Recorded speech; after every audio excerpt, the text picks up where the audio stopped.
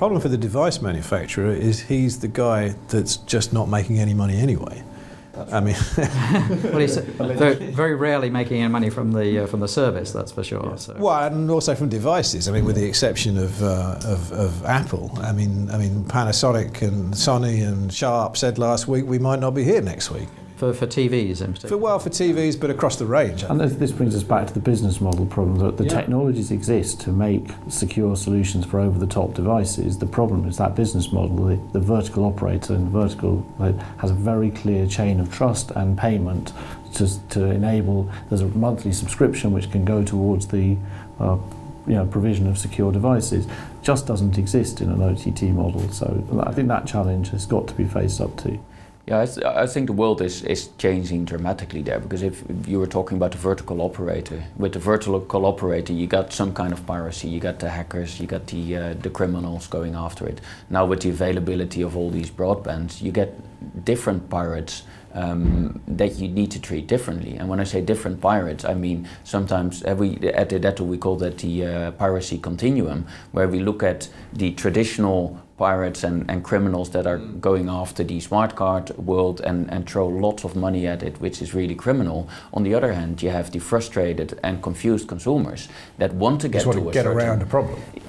Well, in the sense that they want to get to a certain content, they can't get it in an easy legal way, and are then driven through the availability of that content over the internet to consume that in an illegal way. Sometimes not even knowing, because if you do look at some of the streaming sites, it has all the ad networks that are there with big brand names. So if you're going to Google and you put in a search, you might actually find that the first links are pointing toward pirate sites.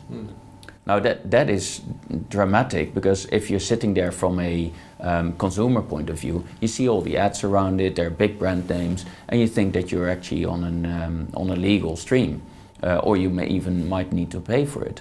But it turns out to be an illegal stream. So you go with different anti-piracy mechanisms, both from a technology but also from an enforcement point of view. You go differently to these people than you do to the criminals and the hackers. And that's why the services, the monitoring services, which we're also providing, become very important, because unless you actively monitor what's happening, and it's not so difficult in a sense that if the consumer can't find the service, it's not that useful, but if the consumer can find it, it's necessary for the operators or the content owners to be able to find that service and take it down. I think one of the challenges though is who's responsible.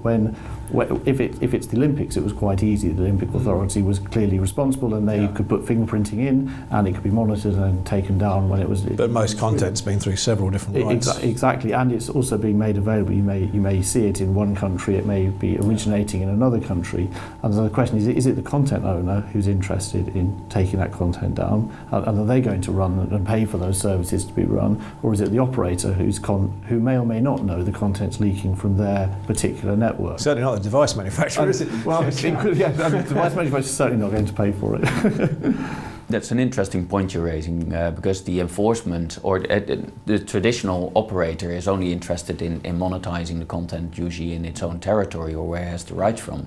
With this internet connected world, you would actually need companies like Verimatrix and Edetto to help you do that on a worldwide basis, because suddenly your content which you have right for in a certain part of the world might show up or originate from another part of the world. Now how do you go about this global anti-piracy and taking down the illegal streams?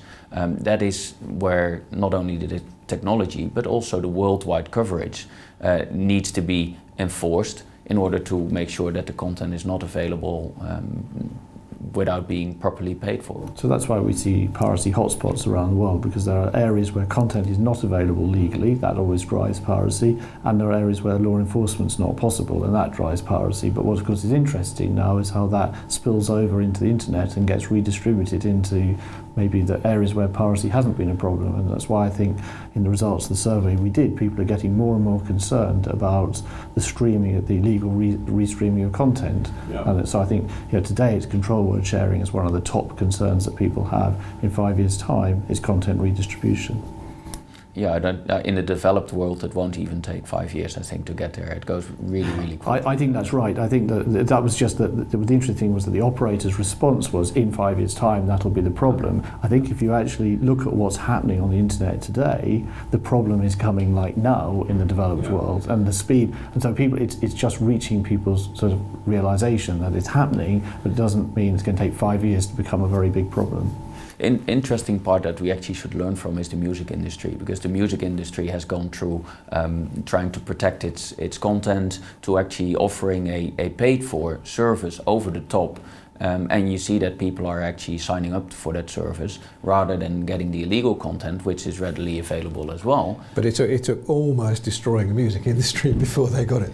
Yeah, so if we in the paid media industry can learn from the experience of the past, and we offer the content that customers want at parts of the world that they actually want it in a legal way, which is easy to reach for an affordable price, I think we've hit it.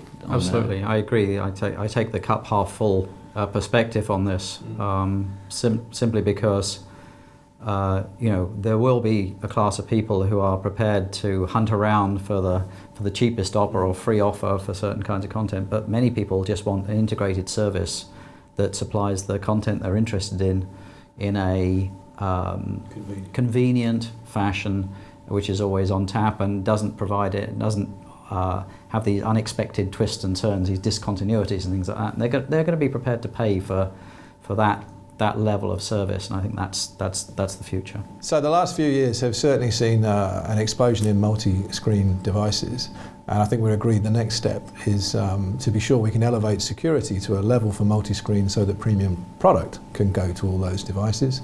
And certainly we'll be back in a year's time and in years to come to monitor whether that security worked.